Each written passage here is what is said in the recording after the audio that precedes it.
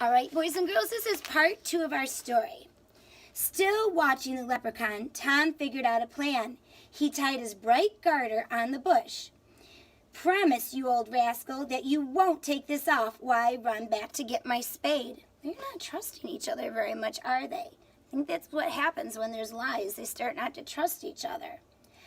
That I will promise you, said the little man. Tom grinned, knowing leprechauns always kept their word.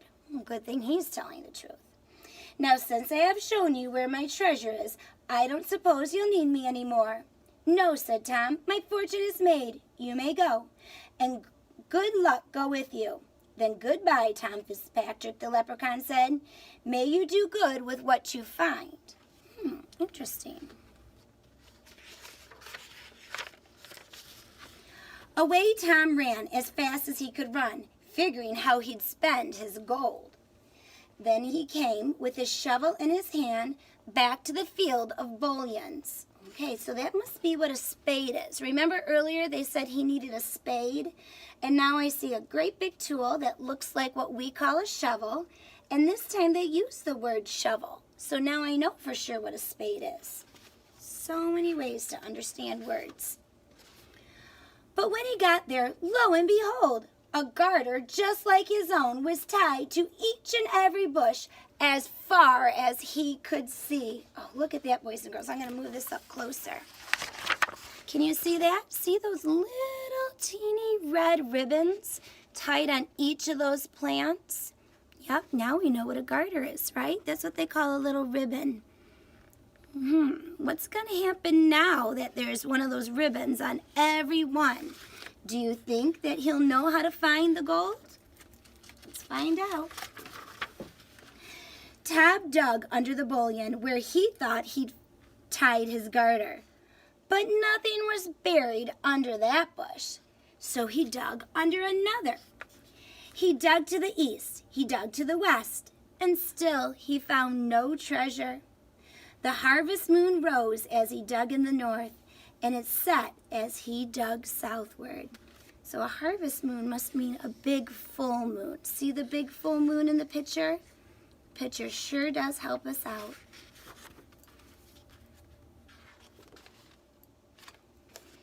When the sun came up, Tom saw he dug 100 holes. Wow, can you count to 100? That would take a while. Imagine how long it would take to dig 100 holes. And tired Tom Fitzpatrick knew he couldn't find that gold. So he gave up and headed for home. There goes Tom. Oh, and there goes our flashing light. You remember that, boys and girls? Our good old flashing light there. Okay. From then on, Tom always carried his spade, and he never stopped listening for a tapping in the field. Every chance he got, he'd tell how he nearly found the gold. And since I'm a clever fellow, Tom would end his tale. The next time I catch a leprechaun, I'll have my fortune made. Look at that. He's telling the boys and girls his story there. Wow. It's pretty interesting, isn't it? Absolutely. Yeah, I wonder what those boys and girls are thinking. What are you boys and girls thinking about the story?